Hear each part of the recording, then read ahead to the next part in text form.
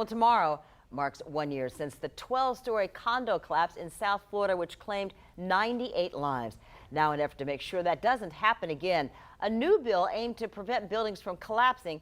But if you live in any condo in the state of Florida, it might soon cost you quite a bit of extra money. On your sides, Rich Donnelly looked into new legislation that will increase many fees for condo owners and their associations. It was a terrible tragedy. 98 people died when a 12-story condo collapsed in the middle of the night in the Miami suburb of Surfside, and the Florida legislature has taken action.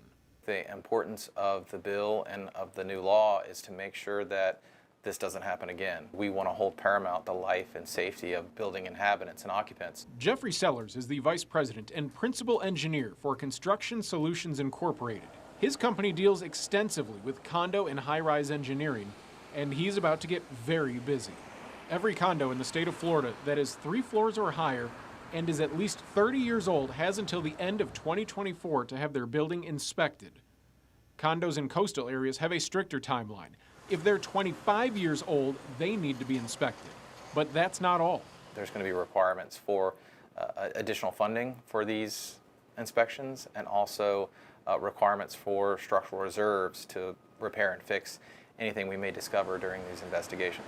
And all of that funding comes from the condo owners and associations. Any structural or any engineering evaluations in the past were elective, or now they're required. The new law states that the engineering inspection report has to be submitted to the local building authority, so the state is aware of buildings that may have been affected over time by things like water intrusion.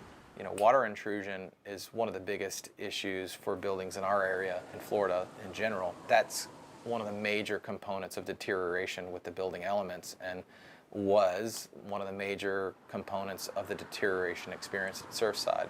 An increased cost to condo owners so their condo gets inspected, but with the hopes of avoiding disaster in the future.